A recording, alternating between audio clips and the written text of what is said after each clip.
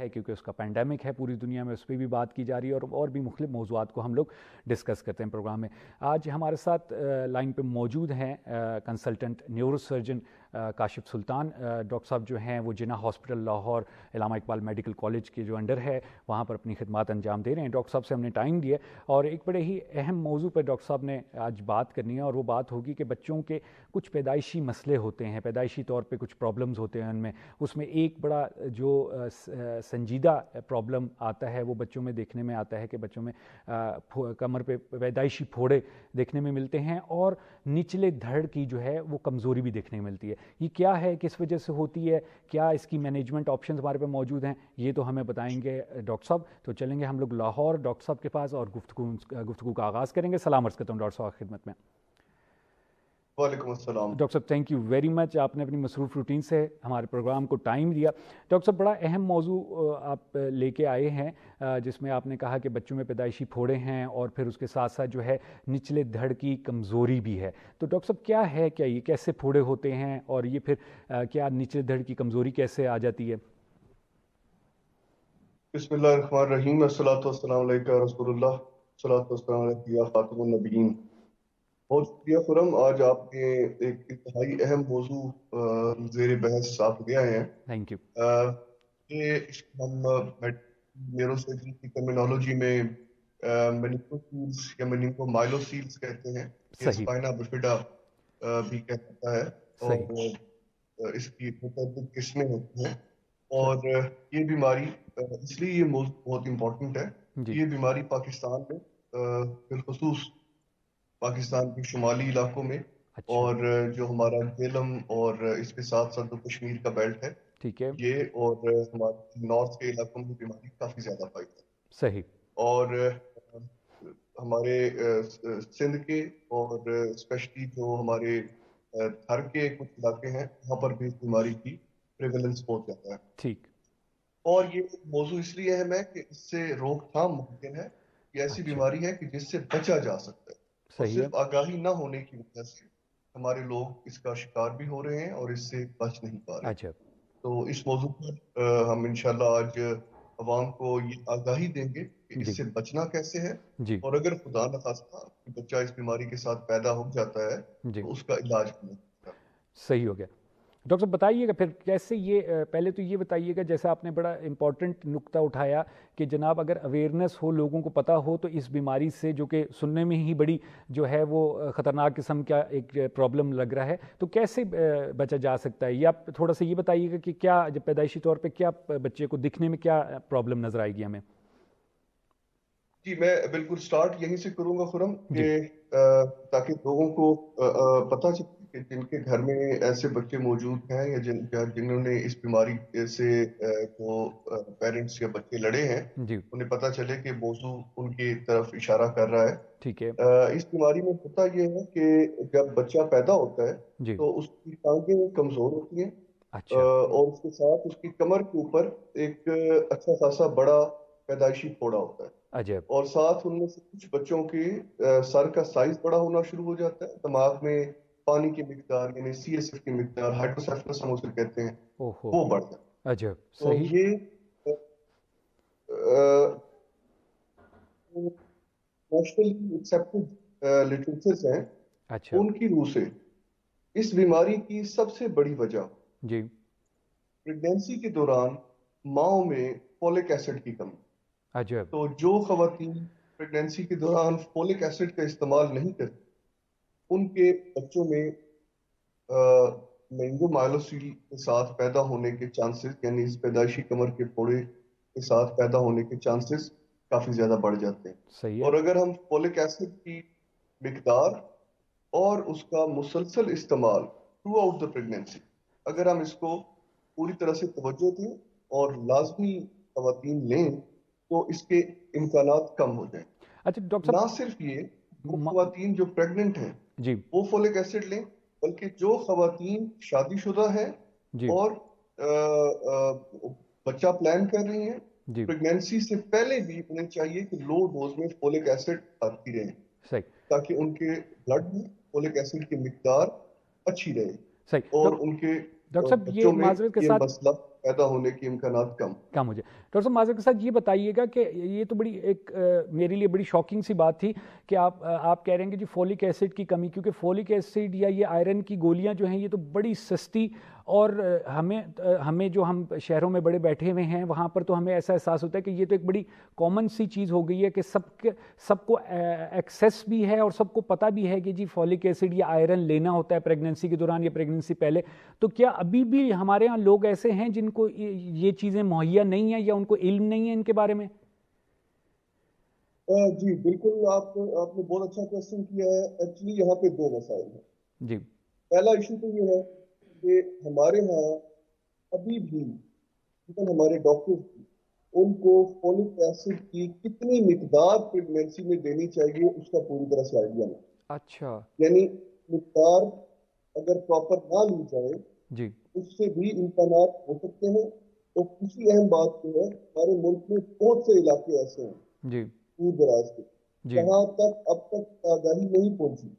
کچھ ہماری پاکستان میں این جی او جس پہ کام کر رہی ہیں تو ان علاقوں میں نہ کیا کہ آگاہی دیتی ہے بلکہ فولک ایسڈ مفت تقسیم بھی کرتی ہے. بہت سستی سی دوائی ہے. میرا خیال ہے کہ اگر آگاہی مکمل طور پہ ہر جگہ پہ مل جائے تو میرا نہیں خیال کہ کوئی پرابلم ہو. صحیح ہے. آئرن اور فولک ایسڈ بارے میں آگاہی آپ یقین کریں ابھی تک آپ کے ملک کے دور دراز علاقوں تک نہیں پہنچی. اور اس آگاہی نہ ہونے کی وجہ سے ہمارے ہاں معذور بچوں کی پیدائش ہو. صحیح ہے. چیزیں جس سے آسانی سے روکا جا سکتا ہے. صحیح، ٹھیک. اب ہم علامتوں کی طرف آتے جب بچہ پیدا ہوتا ہے کمر پہ پھوڑا ہوتا ہے، نچلا دھڑ کمزور ہوتا ہے. کمزوری کی شدت جو ہے وہ ڈپینڈ کرتی ہے پھوڑا کمر میں کس لیول پر ہے. جی. اور جب وہ پیدا ہوتا ہے تو اس کی پوری بات ہمیں اس کا آپریشن کر کے اس پھوڑے کو وہاں سے ختم کرنا چاہیے. اگرچہ اس آپریشن کا بچے کی ٹانگوں کے ٹھیک ہونے سے کوئی تعلق نہیں ہوتا. وہ آپریشن صرف اس لیے کیا جاتا ہے کہ ایک تو اس پھوڑے سے نجات ملتا ہے، اس پھوڑے کی وجہ سے وہاں سے دماغ کا پانی یعنی سی ایس ایف لیکیج شروع ہو جاتی ہے. اور جب دماغ کا پانی وہاں سے نکلتا ہے تو اس کا مطلب یہ ہے کہ دماغ کا ایک ڈائریکٹ کانٹیکٹ باہر انوائرمنٹ کے ساتھ ہو. ٹھیک ہے.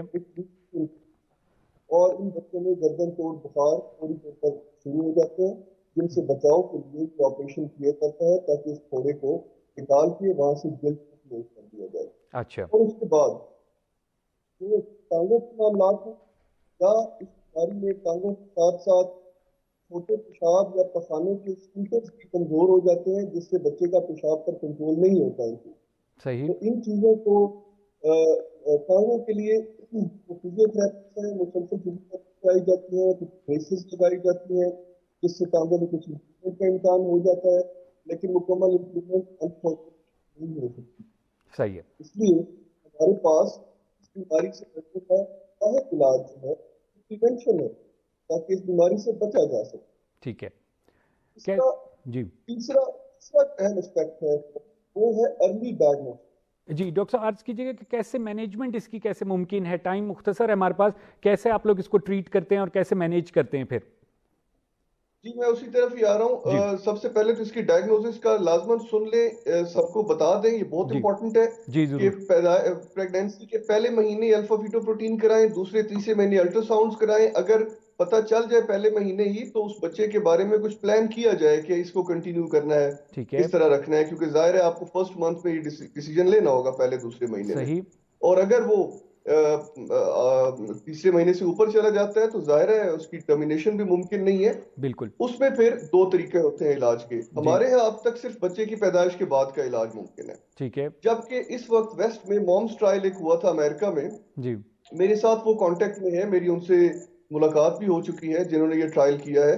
اور اس میں یہ ہے کہ ماں کے پیٹ کے اندر اس بچے کا آپریشن کر دیا جاتا ہے اور اس بفڈ ایریا کو، اس مننگو سیل کو کلوز کر دیا جاتا ہے. اس کا فائدہ یہ ہوتا ہے کہ وہ تھرو آؤٹ ڈیورنگ پریگنینسی اس کی حرام مغز کا تعلق ٹوٹلی کلوز ہو جاتا ہے باہر کی انوائرمنٹ سے یعنی ماں کے پیٹ سے، اور اس سے اس کے فردر ٹانگوں کے کمزور ہونے کا چانسز بہت کم ہو جاتے ہیں. یعنی بچے کی پیدائش سے پہلے اگر اسے کلوز کر لیا جائے تو آؤٹ کم بہتر ہوتا ہے, جو فی الحال یہاں پہ ممکن نہیں ہے, لیکن انشاءاللہ ہم جلد وہ لے آئیں گے یہ فیسلٹی امریکہ سے. بالکل. اس کے بعد دوسری جو چیز ہے وہ یہ ہے کہ بچے کی پیدائش کے بعد اس کی مینجمنٹ. پیدائش کے بعد کی مینجمنٹ میں نے آپ کو بتایا 2 چیزیں ہیں, ایک تو کمر کے پھوڑے کو کلوز کرنا ہے, وہاں سے نکالنا ہے, اور اسکن کو کلوز کرنا ہے.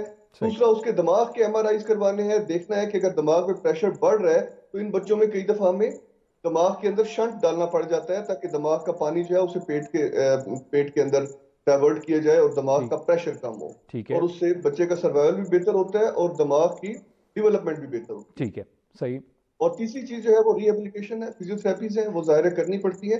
تو ظاہر ہے اب دماغ کے آپریشن, کمر کے موڑوں کا آپریشن, ساتھ لمبی ری ایبلیٹیشن, یہ بہت مشکل علاج ہیں. اس لیے میری ریکمنڈیشن یہ ہے کہ اس کے سے بچنے کی کوشش کریں, فولک ایسڈ کا استعمال رکھیں, اپنی گائنیکولوجسٹ سے مسلسل رابطے میں رہا کریں جو خواتین پریگننٹ ہیں, اور احتیاط کریں, اور جن میں فیملی ہسٹری ہے وہ لازماً پہلے اور دوسرے مہینے میں سیرم ٹیسٹ بھی کروائیں, الفا فیٹو پروٹین کا, اور اپنے الٹرا ساؤنڈ بھی کروائیں. ٹھیک ہو گیا, صحیح. اچھا ڈاکٹر صاحب, دوائیوں کے ذریعے بھی کوئی ٹریٹمنٹ اس کا موجود ہے؟ جی آبویسلی بالکل نہیں ہے, کیونکہ یہ کمر کا ایک پھوڑا ہے اور پھوڑے کا علاج آپریشن ہی ہوتا ہے.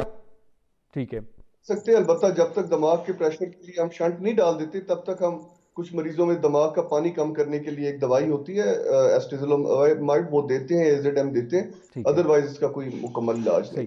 اور ڈاکٹر صاحب کمپلیٹلی آپ لوگوں کے جو جیسے آپ نے کہا کہ پیدائش کے بعد جو ٹریٹمنٹ آپ لوگ کرتے ہیں اس میں پھر کمپلیٹلی بچے صحت یاب ہو جاتے ہیں یا پھر کوئی مسئلہ پوری زندگی ان کے ساتھ رہتا ہے؟ دیکھیے ڈیپینڈ کرتا ہے, عام طور پہ اکثر بچوں میں مسئلہ کچھ نہ کچھ تو رہ جاتا ہے. صحیح. جن میں تھوڑے ایریاز میں ہیں یا ان کے اندر حرام مغز شامل نہیں ہے, صرف اعصاب ان پھوڑوں کے اندر ہیں, ان بچوں میں ٹانگوں کی فزیو تھراپی ری ایبلیٹیشن سے کچھ بہتر ہو جاتی ہے, وہ چلنے پھرنے کے قابل ہو جاتے ہیں. ٹھیک ہے, ظاہر ہے ان میں لمپنگ مکمل طور پہ مضبوط آنکھوں کے ساتھ نہیں کھڑے ہو سکتے, یعنی پیشاب پکانے کے مسائل بھی کم دنوں. اگر وہ تھوڑا اوپر ہو, حرام مغز شامل ہو, چیزیں ہو جائیں, تو عام طور پہ یہ دیکھا گیا ہے کہ یہ بچے مکمل طور پر کبھی بھی صحت یاب نہیں ہو. صحیح. اچھا ڈاکٹر صاحب, یہ جو ٹریٹمنٹ آپ نے بتایا ایک پورا پلان سا لگ رہا ہے, ٹریٹمنٹ پلان ہے, آپریشنز بھی ہیں اس میں اور بھی بہت سی چیزیں, تو کیا یہ پاکستان میں ہر جگہ پر ہر میجر ہاسپٹل میں ہو رہا ہے یہ ٹریٹمنٹ, اور جنرل سرجن بھی کرتا ہے یا صرف نیورو سرجنز کرتے ہیں؟ دیکھیں یہ ٹریٹمنٹ پاکستان میں تقریباً ہر اس سینٹر پر ہو رہا ہے جہاں پہ نیورو سرجری ہوتی ہے. ٹھیک ہے. اور ہمارے پاس اسپتال میں یہ بالکل ہو رہا ہے, جہاں پہ پیڈیاٹرک نیورو سرجنز ہیں موجود, وہاں پر ہوتے ہیں. اور میرا خیال ہے کہ اس کی ٹریٹمنٹ ڈھونڈنا ہماری عوام میں بالکل ان کے لیے کوئی پرابلم نہیں ہے, کہ ہر بڑے اسپتال میں اویلیبل ہے جہاں بھی نیورو سرجن اویلیبل ہے. صحیح.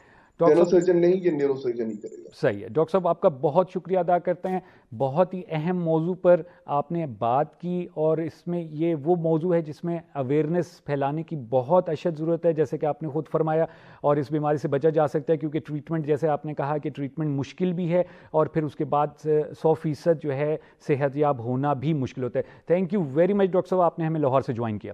جی ناظرین, آپ لوگوں کو گفتگو سنی کنسلٹنٹ نیورو سرجن کاشف سلطان کی. ڈاکٹر صاحب جو ہیں وہ جناح ہاسپٹل لاہور میں اپنی خدمات انجام دے رہے ہیں.